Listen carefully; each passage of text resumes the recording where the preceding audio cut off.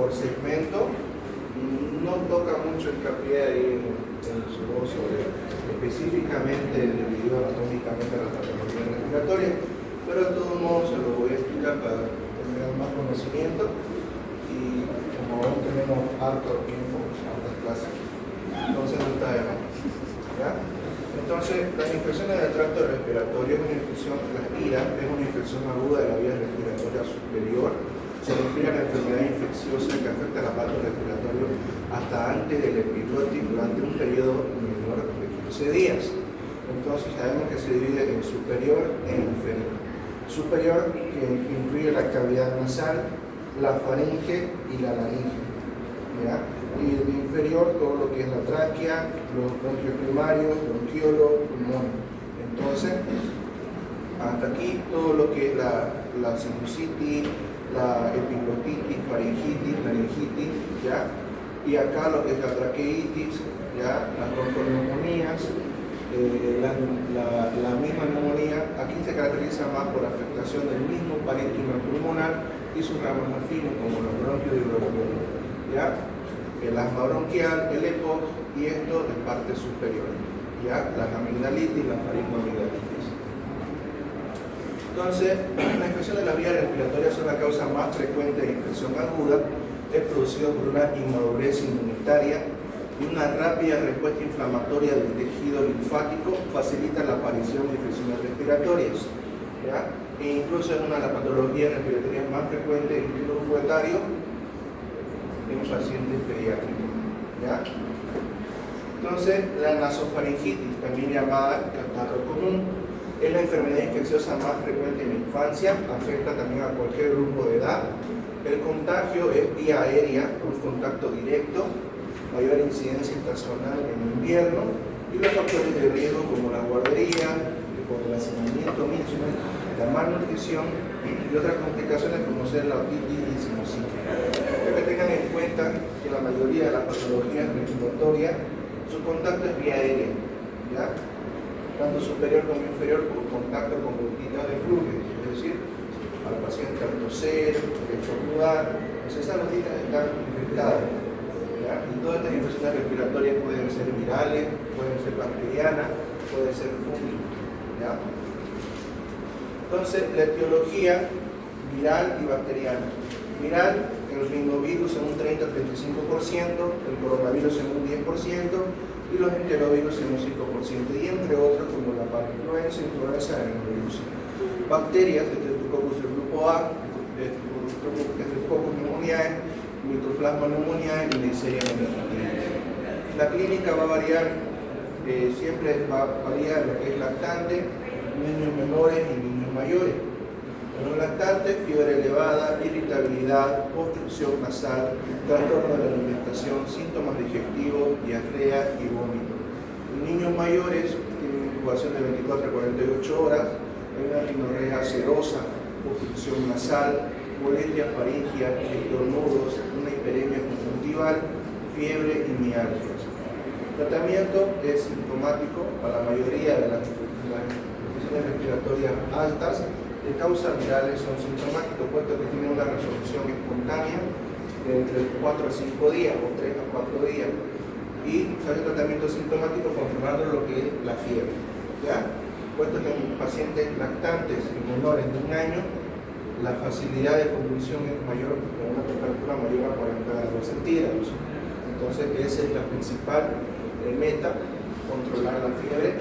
Entonces, el tratamiento es sintomático para la fiebre, para utilizar antiinflamatorio, en el caso de la faringoamigdalitis, el mejor es el ibuprofeno y la hidratación.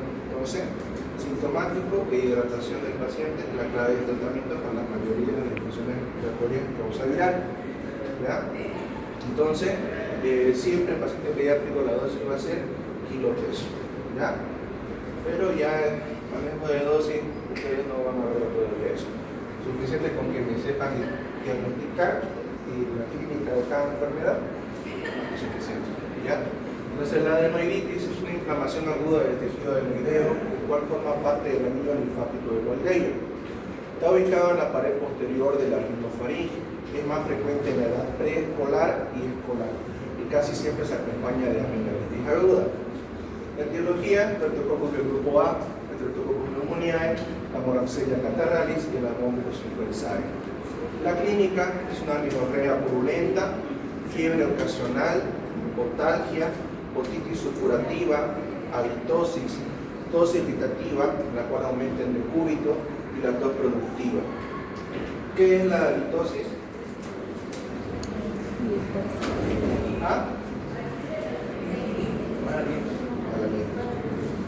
Bien, entonces, el diagnóstico, se observa lo que es una hipertrofia del adenoide, una hipertrofia adenoidea, la cual que vamos a ver en los rayos laterales del cráneo.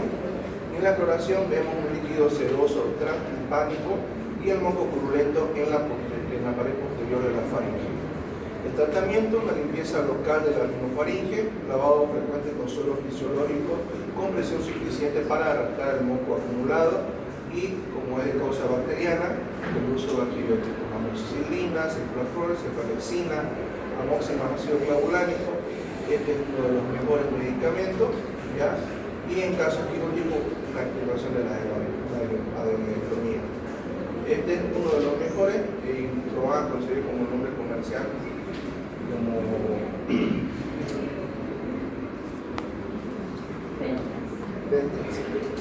así, y hay otro, IBL duro. El IBL duro igual es uno de los mejores y es una combinación de amoxicilina con ácido clavulánico. Entonces, en la faringoamigdalitis tiene una incidencia más en preescolares, una inflamación de las membranas porofaringeas y amígdalas palatinas. La transmisión es de persona a persona por gotitas de flujo y son infecciones agudas autolimitadas que duran entre 4 a 10 días. Los virus más implicados son el adenovirus, Distemper y Coxsackie. Bacterias, el Streptococcus beta hemolítico del grupo A, en el 30%, Mycoplasma pneumoniae y Corynebacterium hemolítico. La clínica, en niño mayor, fiebre muy elevada, odinofagia, cefalea, malestar general, dolor abdominal, petequias en el pelo del paladar y exudados en placa. Y el niño pequeño, febrícula, anorexia, irritabilidad, coriza, rinorrea purulenta, adenopatía dolorosa y no hay tos. Al examen físico en una faringoamigdalitis o una amigdalitis, ¿cuál es la característica más importante al examen directo, es decir, al examen físico? Aquí ya le está hablando, ¿no? Petequia, exudados, que lo diferencia de una viral de una bacteriana.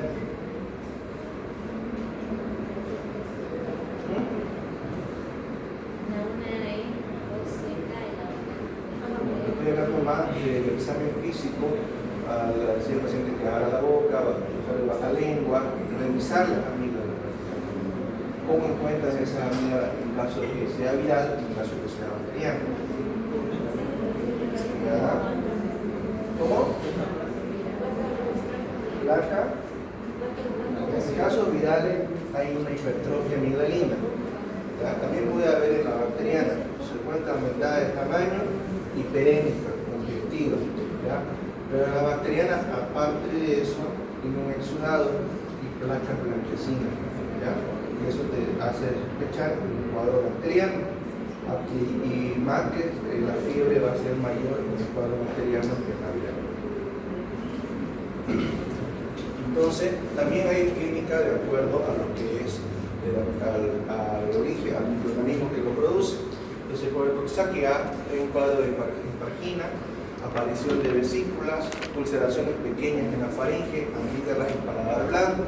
Y por el virus de la Epstein-Barr hay un cuadro clásico de mononucleosis infecciosa. Por el herpes simple, produce una estomatitis herpética, faringe con tumefacción de las encías, lesiones vesicoulcerativas, hay rechazo del alimento y resuelve en 6 a 8 días.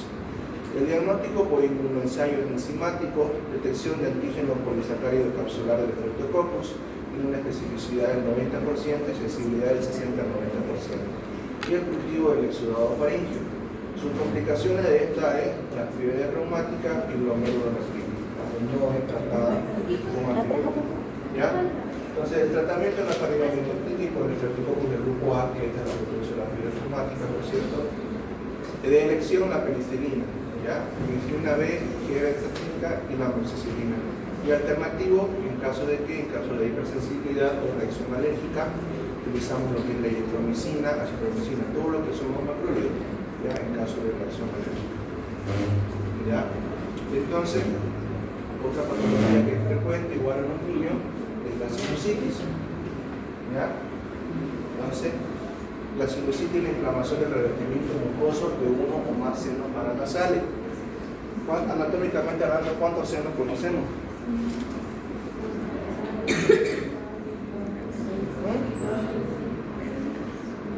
Frontal, maxilar,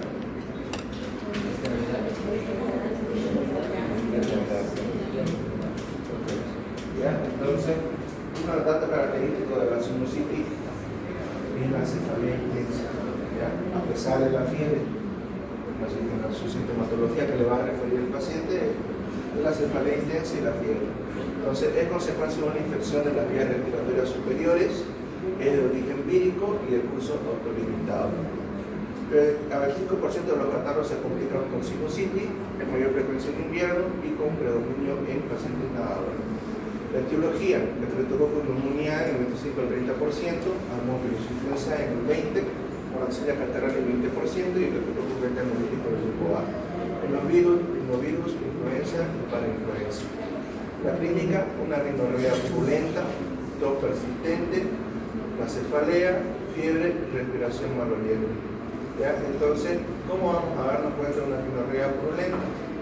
Uno al examen físico y el otro un examen directo. ¿Ya? Entonces, este examen te ayuda a visualizar todo lo que es el tracto respiratorio. Una rhinoscopía, una fibrobroncoscopía, el cual te ayuda a visualizar todo el tracto y igual de manera directa del tracto respiratorio superior hasta lo que llega al inferior, lo que son los bronquios y los piolos, ves la presencia del material purulento. Entonces, el diagnóstico, obviamente la clínica, lo que le acabo de mencionar, la rhinoscopía, que es el primer examen, que más que todo es para evaluar la parte del tracto superior. Para el tracto respiratorio inferior utilizan la fibrobroncoscopía, ya la transluminación, la radiología, y el ultrasonido y la tomografía. Complicaciones, celulitis orbitaria y una osteomielitis. ¿Ya? Entonces aquí estamos en el caso de la celulitis periorbitaria, intracraneales como abscesos, meningitis, encefalitis. ¿Ya? Complicaciones de una sinusitis. Tratamiento, dependiendo del germen, usualmente es bacteriano, amoxicilina, ácido clavulánico, que es de elección, y entre los otros en casos de alergia. La laringitis puede ser de dos tipos, supraglótica o subglótica, de acuerdo a su afectación. La supraglótica es poco frecuente en la infancia. La epiglotitis y la estructura faríngea afectada con mayor frecuencia, por eso es la epiglotitis, y es de mayor gravedad. Y la subglótica llamada ACLU, que es muy frecuente, es autolimitada y evoluciona a una forma más severa. Entonces, de la supraglótitis, la Haemophilus influenzae, el germen causante, y la laringotraqueitis, el CRUP, que es la parainfluenza, que es una serie de enfermedades en pediatría. Y la bacteriana, pues, el Streptococcus aureus. La clínica de la supraglótitis es dolor de garganta. ¿Cómo se llama en terminología médica?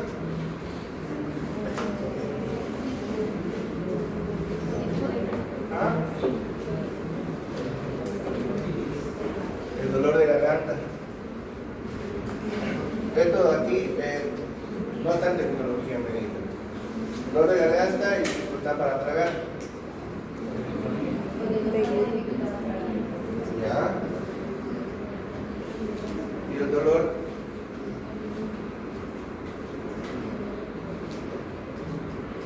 no, el otro.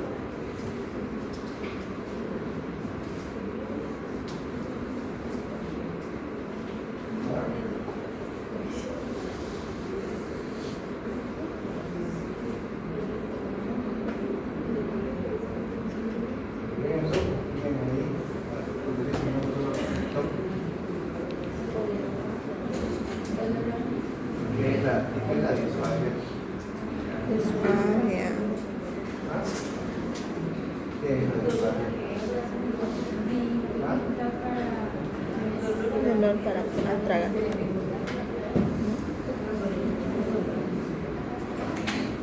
Oye, tengo una pulga. Una vergüenza.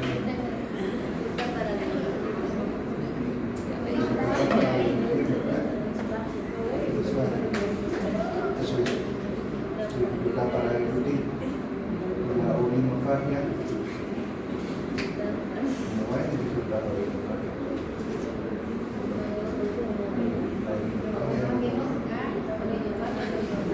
La bilifagia,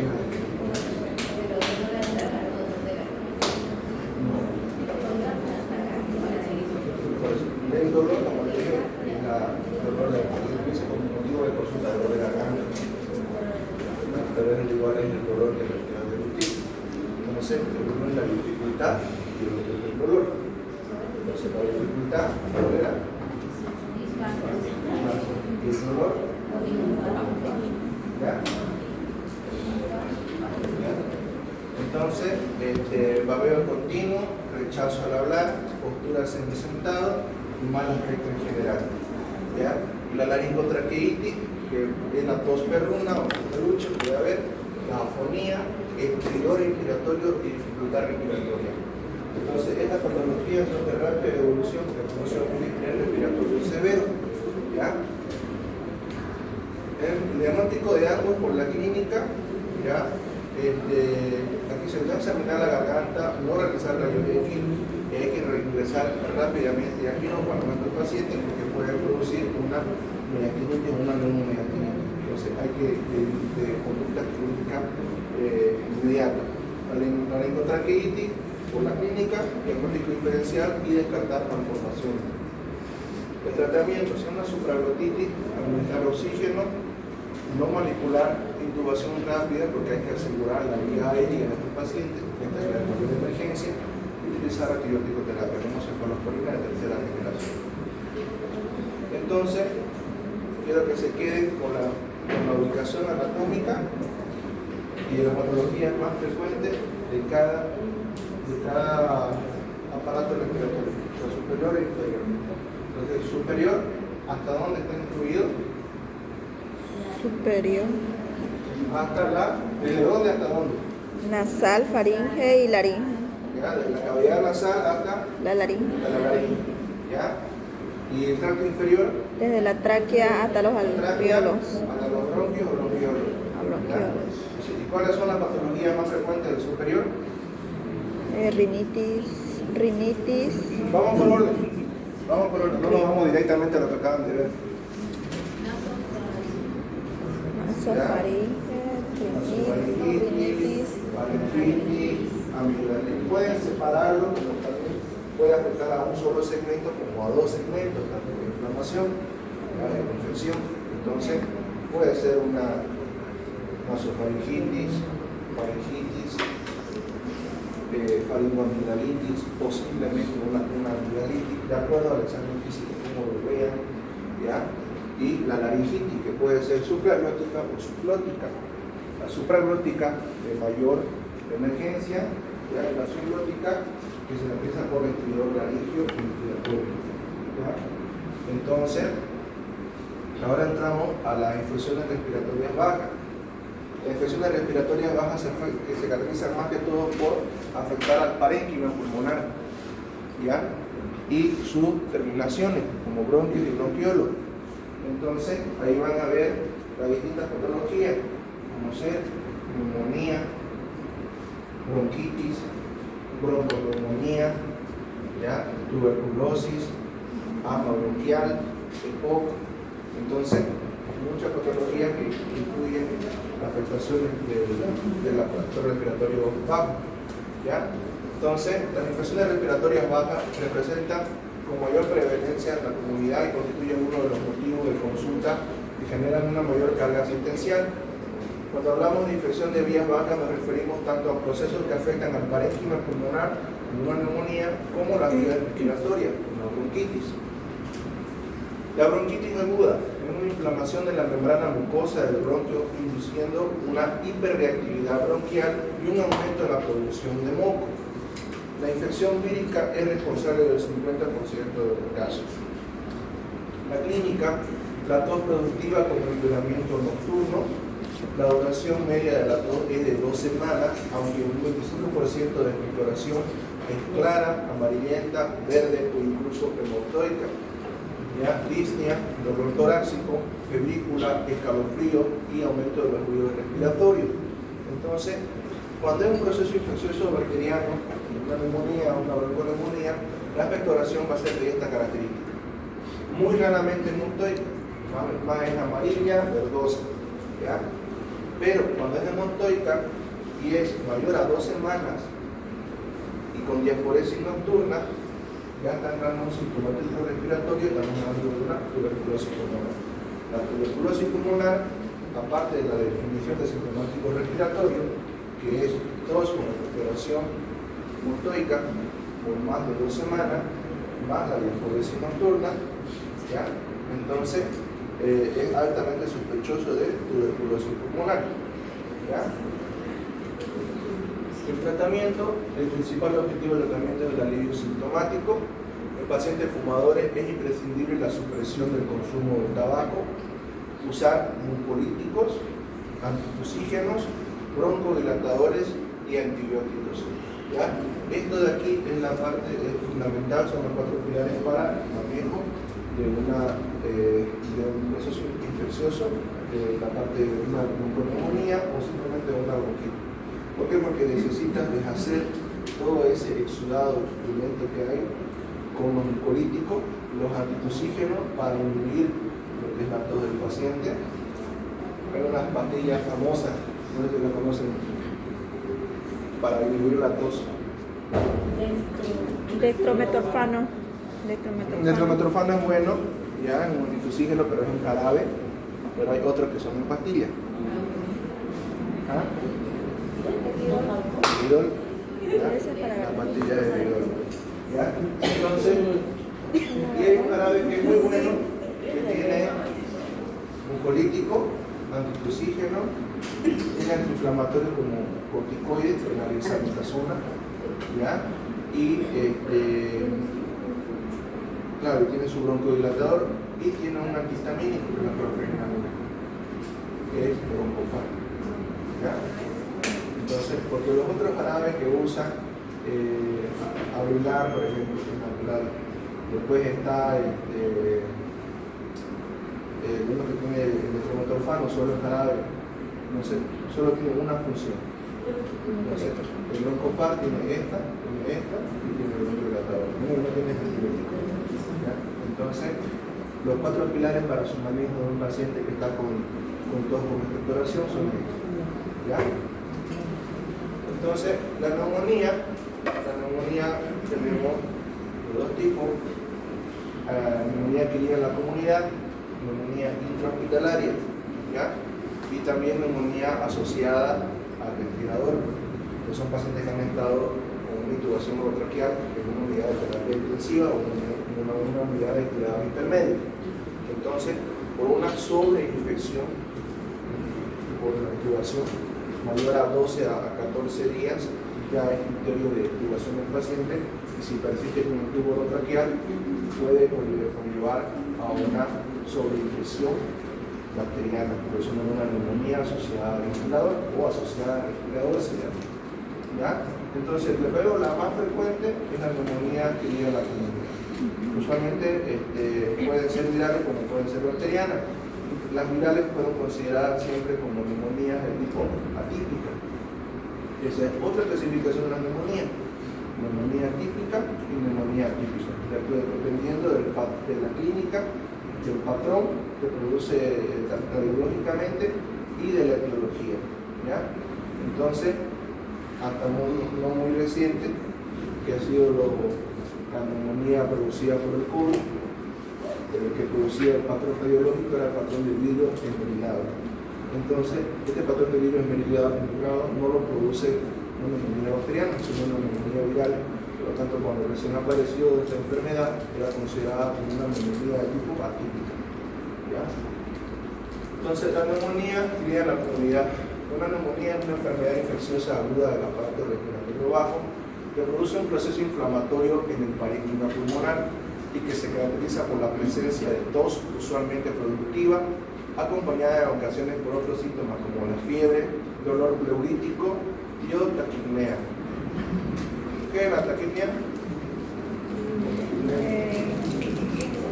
Que no puede respirar. Ya. ¿Y valor normal? La frecuencia respiratoria. ¿Cuánto? Bajo de los 90. Ya. Entonces, estaba viendo la clasificación: neumonía adquirida en la comunidad, neumonía nosocomial, que es neumonía intrahospitalaria. ¿Ya? ¿Alguien sabe la definición de neumonía nosocomial o neumonía intrahospitalaria?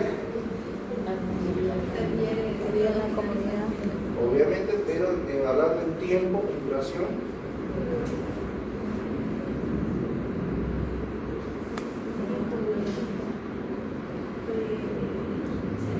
¿Cuánto tiempo necesita que esté internado el paciente para que se considere una neumonía hospitalaria? Una semana no creo. Máximo 2 semanas. Ah, que lo tenemos. 2 semanas máximo. De 1 a 2 semanas será. Ah, ¿nadie? Nada. De 1 a 2 semanas. ¿Ah? No, ya sería. ¿2 semanas? No, ¿Seguro? de 1 a 2 semanas. Que ya sería la TV.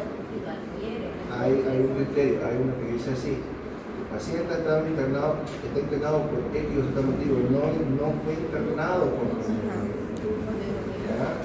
Entonces, y luego de eso se da de alta el paciente, ¿eh? Entonces puede ser considerado neumonía intrahospitalaria hasta 48 horas después de la alta del paciente. ¿Ya? Si le da, es decir, 2 días, ¿no? Si le da de alta al paciente, incluso 48 horas después de haber salido a la casa, y empieza con la sintomatología, porque la sintomatología no va a aparecer de forma inmediata. ¿Ya? Y empieza con la sintomatología de tos, fiebre, expectoración, entonces fue una neumonía adquirida en el hospital, no fue una neumonía adquirida en la casa o una neumonía, como se dice. ¿Ya? Entonces, la neumonía nosocomial es una neumonía intrahospitalaria, la cual el paciente no fue ingresado en una primera instancia por esa patología, ¿ya? Y fue dado de alta hasta 48 horas, incluso otro dicen hasta 72 horas, en el cual desarrolla sintomatología de neumonía. O sea, hasta ese entonces ya es considerado como una neumonía nosocomial o intrahospitalaria. Lo que les acabo de mencionar, la neumonía asociada al ventilador, ¿ya? El paciente que tiene que intubarlo por X o Z motivo para asegurar la vía aérea, paciente con un traumatismo craneoencefálico severo o grave, lo cual los criterios para intubación orotraqueal, uno de los varios criterios son un TEC grave, una escala de coma de Glasgow menor o igual a 8, ¿ya? Y una saturación de oxígeno menor o igual a 80, ya son criterios para intubación orotraqueal. Entonces, esta neumonía lo intuban al paciente para asegurar la vía aérea, ¿ya? Para que pueda seguir, con las palabras, respirando. Pero también tiene su contraparte, el uso prolongado, es decir, en días del ventilador mayor a 14 o 15 días, si no me equivoco, está asociado a un mayor riesgo de desarrollar una neumonía intrahospitalaria, pero asociado al ventilador. Y en las unidades de terapia o cuidados intensivos, incluso las bacterias son diferentes. No son las mismas bacterias que las en una sala normal, puesto que las unidades de terapia son bacterias aún más agresivas, más fuertes, como Pseudomonas aeruginosa, que es una de las bacterias más fuertes y resistentes que existen, ¿ya? Entonces, y entre otras nuevas que se han ido apareciendo, ¿ya? Usualmente las neumonías intrahospitalarias pueden ser también virales, está implicado la monovirus influenzae, ¿ya? Y las neumonías adquiridas en la comunidad son más bacterianas, como ser el Cryptococcus pneumoniae, que produce la mayor parte de los casos, como la Moraxella paternale también, y entre otros, ¿ya? Pero la asociada al ventilador o la asociada a los cuidados de la salud, como cuidados intensivos, está relacionada a bacterias que son resistentes. ¿Ya? Epidemiología. Mundialmente, la neumonía afecta de 2 a 4 casos por cada 1000 habitantes. 5 causas principales, representa la quinta causa principal de mortalidad en todo el mundo y 4 millones de muertes cada año en el mundo. En Estados Unidos afecta a 5.6 millones de pacientes por año y es la sexta causa de mortalidad. Los factores predisponentes para la neumonía, que viene la neumonía: el alcoholismo, la desnutrición, la diabetes, neoplasia, tratamiento con esteroides o glucocorticoides, la edad avanzada, insuficiencia renal crónica, insuficiencia cardíaca, cáncer, convulsiones, problemas neurológicos, hereditarios, enfermedad pulmonar previa como un EPOC, como una neumonía bronquial, tabaquismo, inmunosupresión, cirugía reciente y colonización de la orofaringe, es decir, todas las situaciones que comprometan el estado inmunocompetente del paciente, el producto de una inmunodepresión va a favorecer a que tenga el paciente una neumonía. Entonces, en la etiología, en causa de las bacterias son microorganismos unicelulares de tipo procariótico, constituidos por una sola célula autónoma que además no tiene membrana nuclear. Los hongos, ¿ya? Y en cuanto a los virus, dependiendo de su estructura, cualquiera de estos tres pueden producirte una neumonía, pero lo más frecuente en pacientes inmunocompetentes son las bacterias. Los virus también puede ser, pero los hongos es más que todo el paciente inmunodeprimido. ¿Dónde van a ver mayormente neumonía por hongo? No lo van a ver, en todos estos no lo van a ver, porque tiene un grado de inmunocompetencia todavía aceptable. ¿En qué pacientes van a ver neumonía por hongo?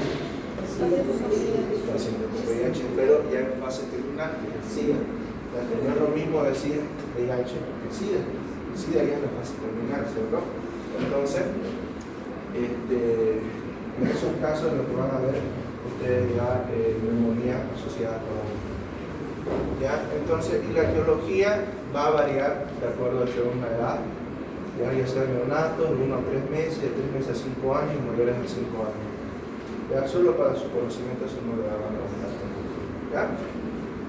Entonces, las neumonías atípicas, ya, la Legionella pneumófila, 2 al 10%, Mycoplasma pneumoniae, 2 al 18%, ya, el Burnetti y los virus influenza, para influencia, adenovirus. El mecanismo de transmisión: aspiración de microorganismos bucofaringio, inhalación de aerosoles infecciosos, hematógena, inoculación directa o por contigüidad. Pero, como ya saben, en la parte respiratoria, la más frecuente es el contacto directo con gotitas de flujo.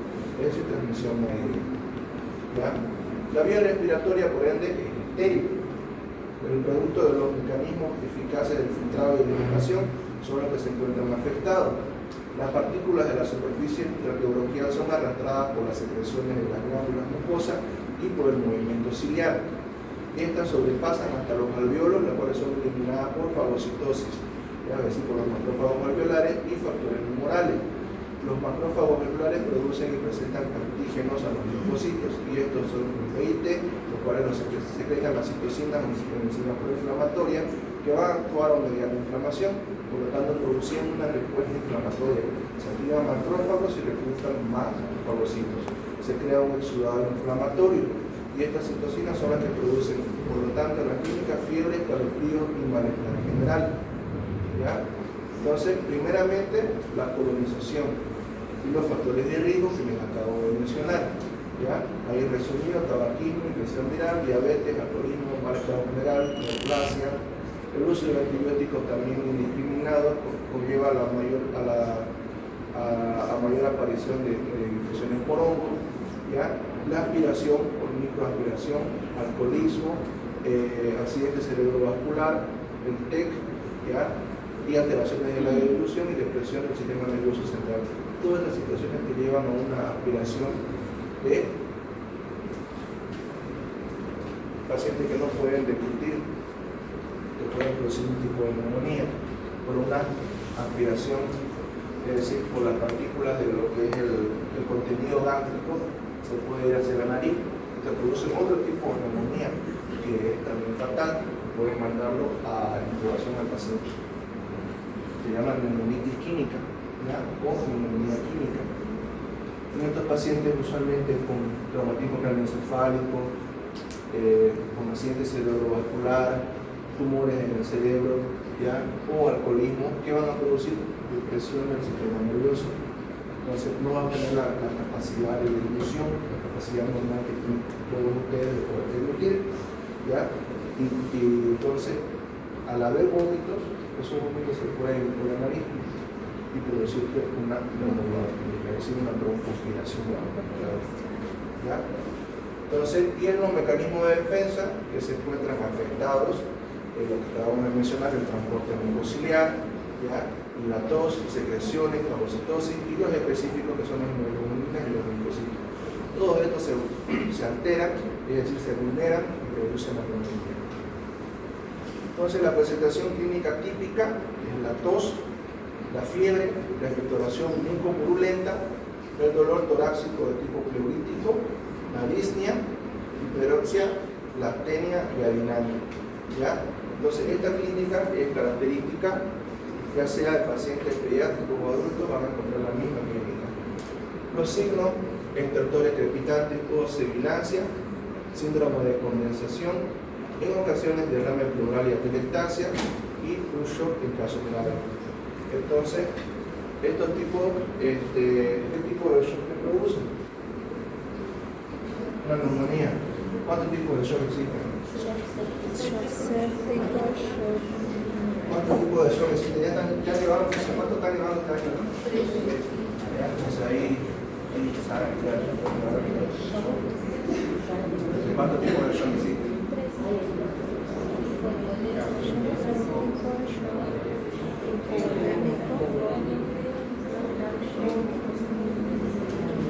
Shock hipovolémico, Shock séptico. shock séptico, de caso,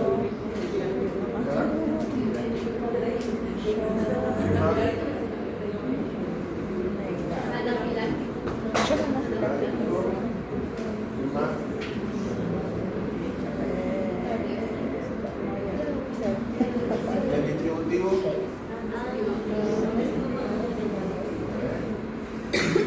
y ahí cuando están mencionando el biogénico, el neurogénico, están incluidos dentro del mismo suelo.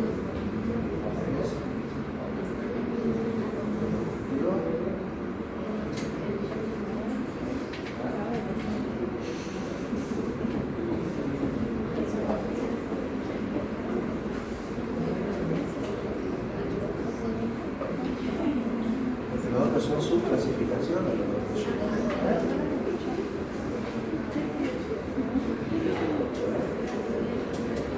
Vamos. No se me duerman. Estoy trabajando bien. Todavía no ha llegado shock. No sé. Vamos, escuché por ahí. ¿Ah?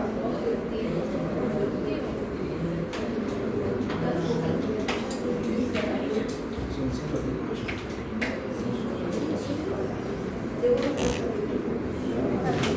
No se dice hemorrágico, se dice hipovolémico. Hipovolémico ya está las causas. Anafiláctico, Todo es por shock disminución de séptico. la Shock séptico. y una deshidratación y vómitos impulsivos que puede llevar a un shock. Entonces, y ambos, la mayoría de los shocks se caracterizan porque te van a llevar a qué? Shock. Exactamente, a una hipoperfusión tisular. ¿Ya? ¿Por qué? Porque un shock séptico sigue por bacterias y el paciente presenta una cianosis acrudental. Puede llegar a tener, ¿no? Sí.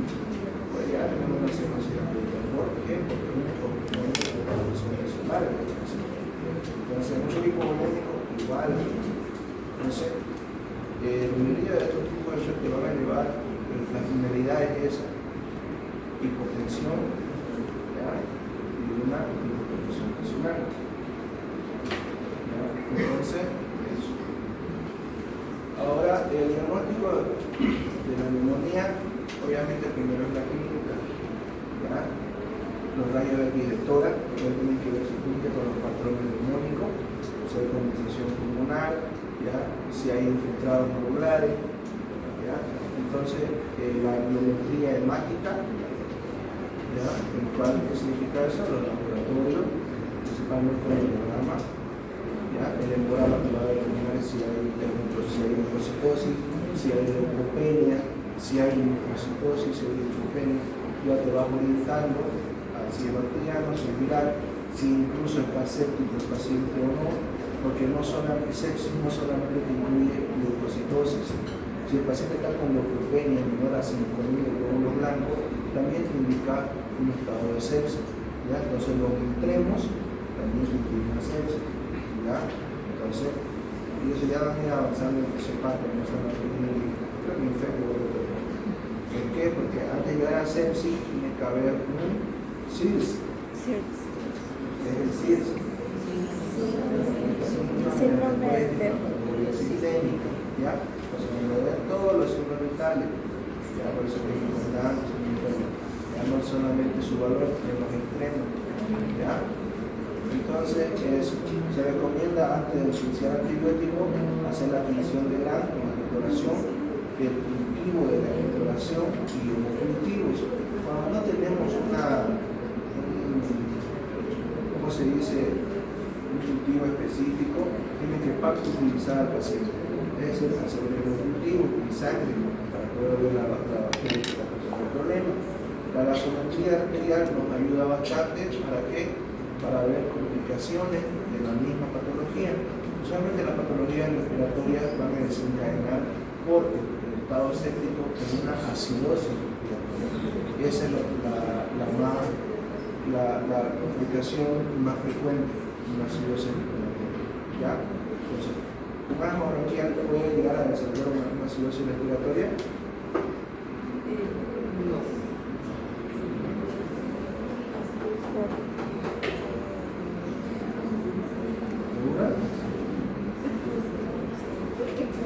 Una crisis asmática. ¿Qué te produce el asma bronquial? ¿Por qué se caracteriza?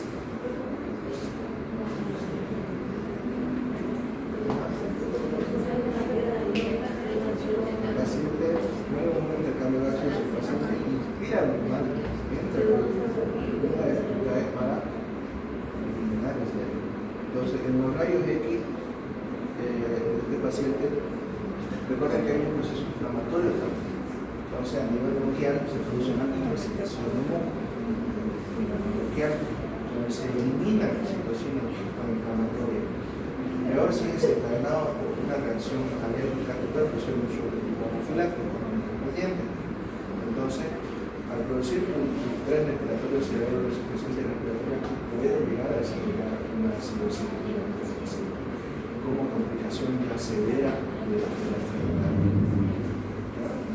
Entonces, eso, los electrolitos también son importantes, los electrolitos, ¿ya? Porque nos ayudan más que todo a mantener, compensar el nivel interno del paciente, ¿ya? Entonces, los patrones radiológicos, que ya les han de haber explicado en sus prácticas. Antes de entrar a los patrones radiológicos, ¿cuáles son las dos proyecciones de las rayos X de tórax? Lo que más usan, ¿no? Para evaluar. póster anterior y anteroposterior. ¿Ah? Póster anterior y anteroposterior. Póster anterior Y anteroposterior. y anteroposterior. Lateral. Y hay otra más. Lateral. Lateral. ¿Ya? Entonces, ¿por qué se caracteriza la póster anterior?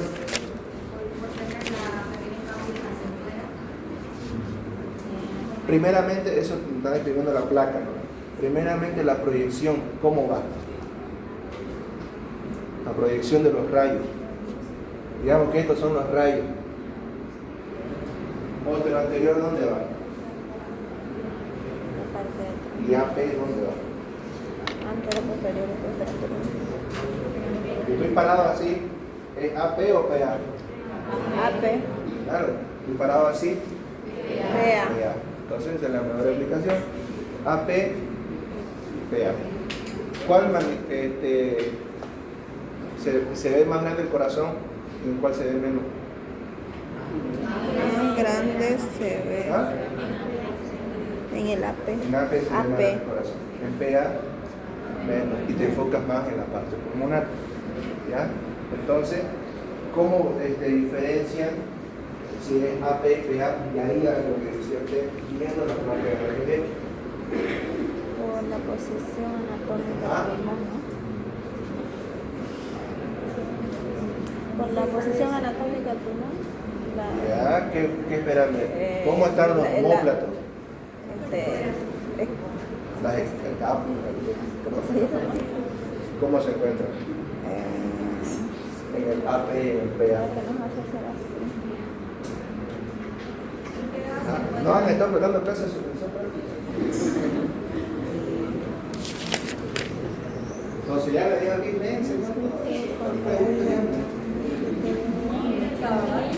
ya sabe.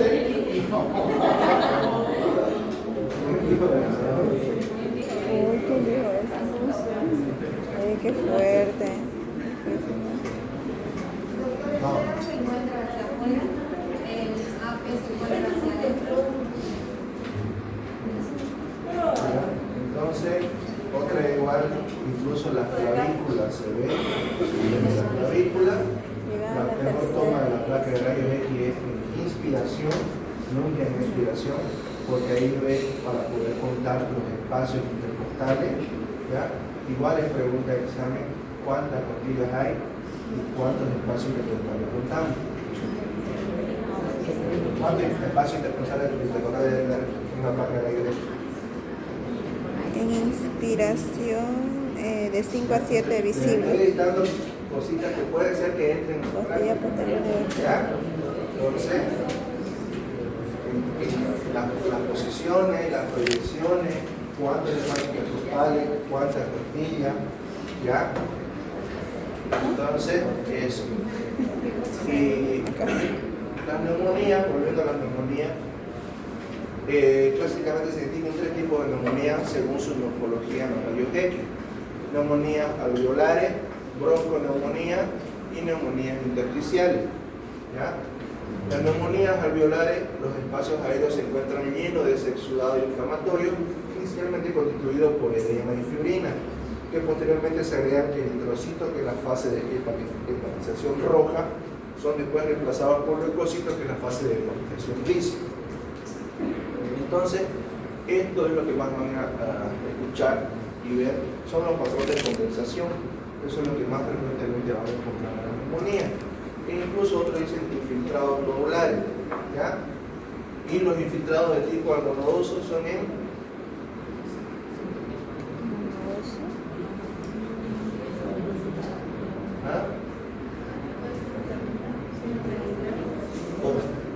condensación, van a ver más que todo en neumonía.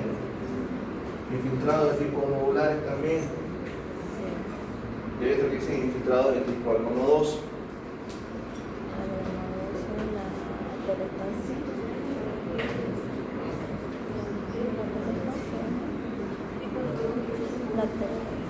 La telestasia. ¿Ah?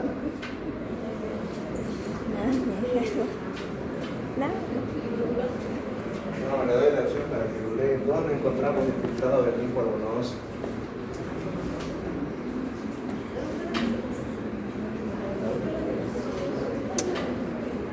Entonces tenemos infiltrados nodulares como micronodulares, infiltrados algonodosos, condensación pulmonar, que se encuentra más en neumonía.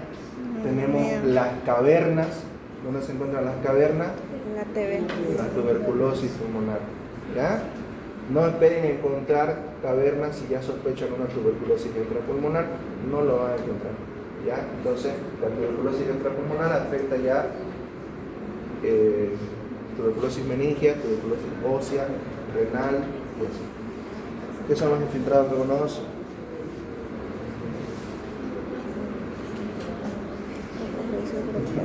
¿Qué dice?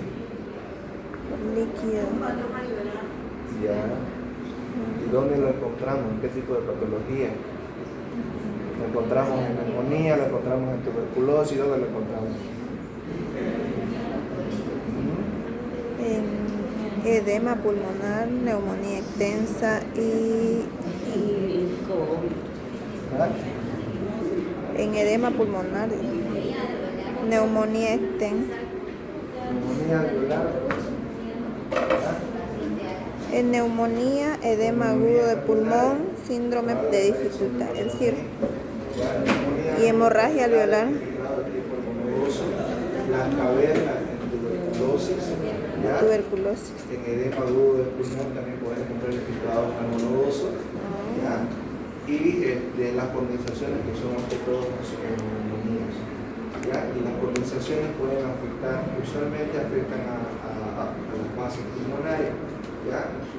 Incluso hay una afectación, por ejemplo, en el caso de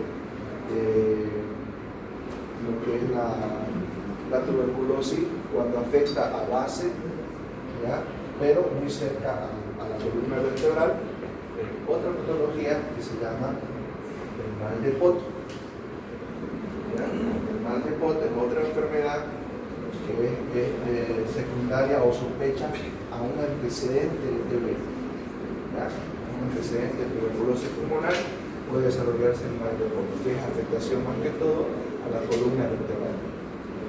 Entonces, la condensación homogénea no segmentaria con broncograma aéreo ubicada en el lóbulo inferior derecho. La mayoría de las neumonías son unilaterales, ¿ya? Es decir, afecta a un solo lóbulo, ¿ya? Y las atípicas pueden afectar también a ambos parénquimas pulmonares.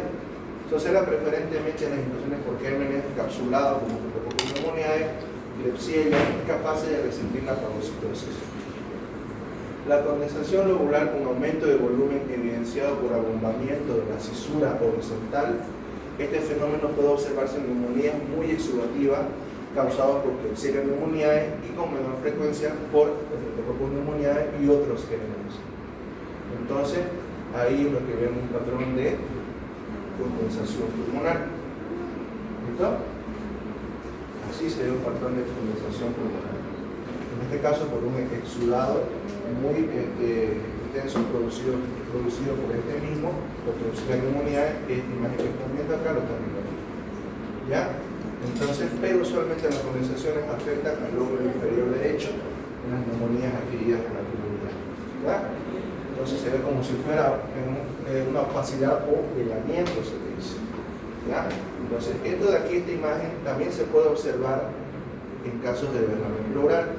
No hay que confundirse porque la clínica va a ser diferente, pero el examen físico va a ser diferente. ¿Ya? Porque el derrame pleural se puede observar un velamiento de qué ángulo, cortofrénico y cortodiafragmático, esos dos ángulos. Entonces, produce un velamiento. Entonces, en esos casos se sospecha de un derrame pleural. Las bronconeumonías generalmente existen desde el comienzo de múltiples focos de condensación pequeños que se ubican en las vías aéreas finas. Entonces, esta imagen que acaban de ver acá, van a verla pero más pequeña, ¿ya? Si lo ven más pequeña en varias zonas del pulmón, sospechen de una bronconeumonía. Desde allí el fenómeno inflamatorio se extiende comprometiendo los alveolos tributarios. La imagen radiográfica corresponde a condensaciones pequeñas y en foco múltiple. Entonces, como vemos aquí, condensación en pequeños focos bronconeumónicos múltiples que afectan principalmente los lóbulos inferiores. ¿Ya? Entonces, ahí se sospecha de una bronconeumonía. Como ven acá, diferente a la otra imagen, ¿cierto? En una sola grande, aquí hay otra y aquí hay otra. ¿Ya? Incluso aquí hay otra más. Entonces, ahí sospechan de una bronconeumonía. ¿Ya? ¿Alguien puede decirme dónde está aquí?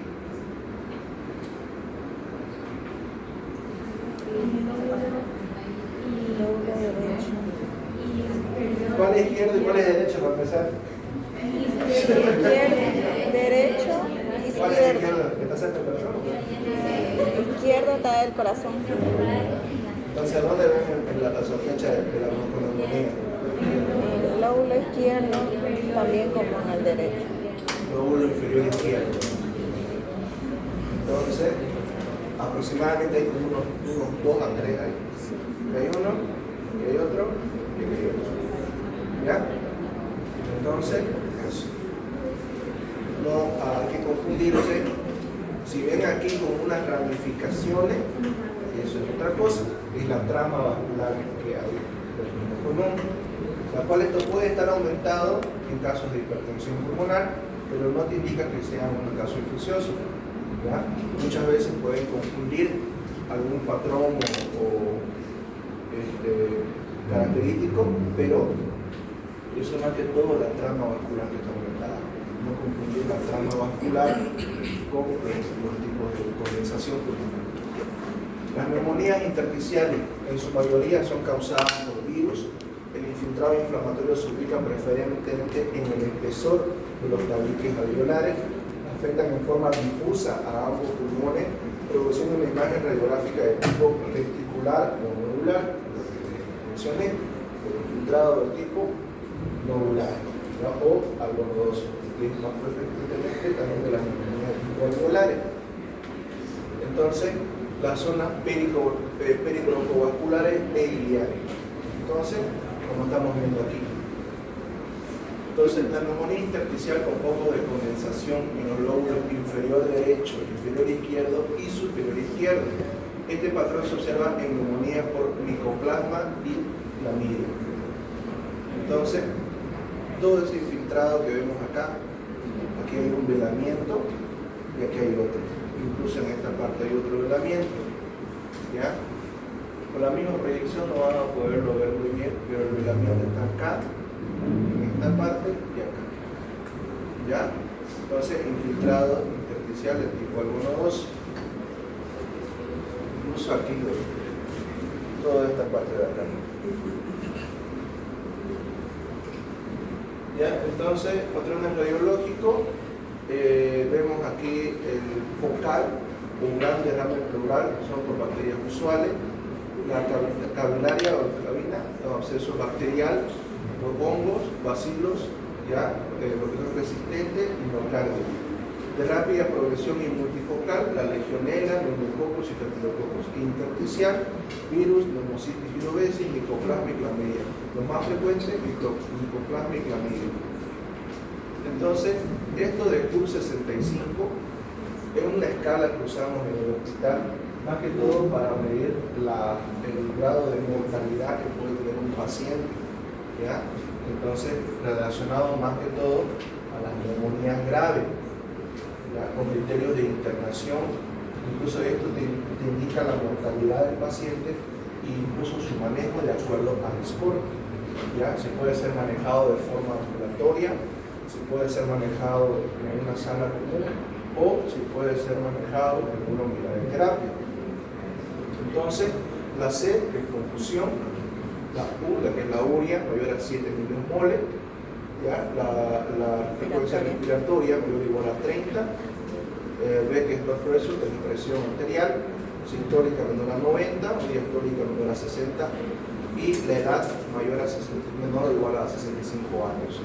Entonces, si es un score de 1, de 0 a 1, la mortalidad es baja, de 1.5%. Entonces, esto puede recibir un tratamiento ambulatorio, es decir, en casa. ¿Ya? Y si es un score o un puntaje de 2, entonces una mortalidad intermedia de 9.2%, que hay que considerar un tratamiento hospitalario. Y de 22% mayor la mortalidad, con una escala de 3 o más, entonces el manejo sí o sí tiene que ser en una unidad de terapia especializada, ¿ya? Sobre todo si el score es mayor a 4 o 5.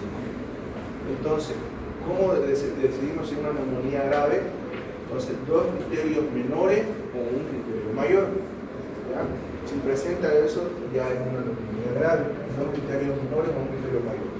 Entonces, los criterios mayores son necesidad de ventilación mecánica, incremento mayor al 50% de los infiltrados radiológicos en las primeras 48 horas, shock séptico o necesidad de vasopresores en mayor a las 4 horas, insuficiencia renal aguda con un gasto urinario menor a 80 ml en 4 horas, una creatinina sérica mayor a 2 miligramos de decilitro en ausencia de insuficiencia renal crónica. Y los criterios menores, que son todo lo que son los signos vitales, frecuencia respiratoria mayor a 30, una hipoxemia menor a 60 mililitros de mercurio o una saturación de oxígeno menor a 90. Infiltrados bilaterales o multilobulares, y la presión sistólica menor a 90 y la diastólica menor a 60. El tratamiento, el ABC, que es el manejo de primero asegurar la vía aérea permeable, control de lo que son la presión arterial, ¿ya? El uso de oxígeno en caso necesario, medidas de soporte y tratamiento antimicrobiano. ¿Ya? Entonces, el tratamiento empírico puede ser de acuerdo a la categoría del paciente, si es ambulatorio y inmunocompetente, si no ha recibido antibiótico-terapia y con antibiótico-terapia reciente. ¿Ya? Si está asociado también a comorbilidades y síndrome del paciente, sin antibióticos, con antibióticos, si hay sospecha de broncoaspiración, que esta es una de las neumonías más fatales que existe, que es la neumonía química, utilizar amoxiciliato clavulanate o clindamicina. Si hay influenza con sobreinfección bacteriana, los beta-lactámicos o fluoroquinolona. Entonces, y también con antibiótico-terapia reciente, usamos la fluoroquinolona respiratoria sola o macrolído avanzado más beta-lactámico.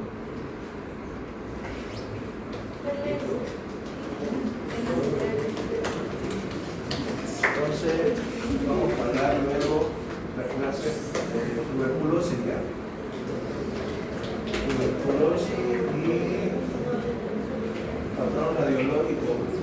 Lo voy a explicar desde lo más, o sea, la interpretación, lo normal, hasta lo voy a poner varias placas ahí para que se pueda identificar, porque su examen práctico lo vamos a hacer en base también a lo que me enseñan los auxiliares.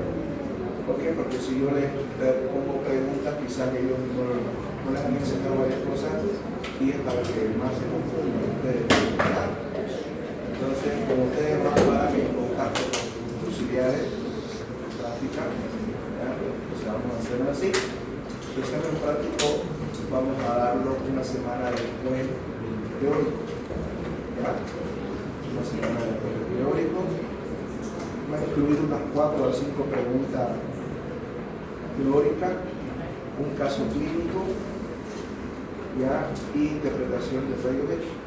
Obviamente, ¿ya? No voy a poner un caso de Mario Velasco Tórax. Entonces, eso. ¿Alguna duda? Doctor, el examen cada 2 días va a ser para el grupo o va a tener ¿ya? Pero vamos a dar un examen distinto, un examen de uno, un multigrupo me refiero a que lo van a dar en el mismo día, ¿ya? Pero el examen va a ser diferente, porque si lo metemos a los 160 va a ser chacota y media, y van a estar copiando ahí el siniestro.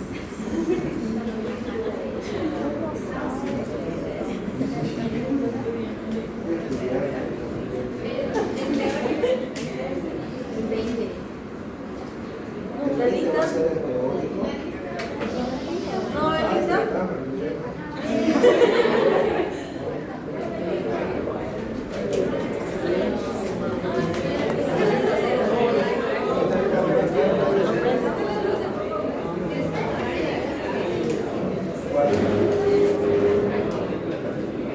Ahí va a poder. Va a ser sábado.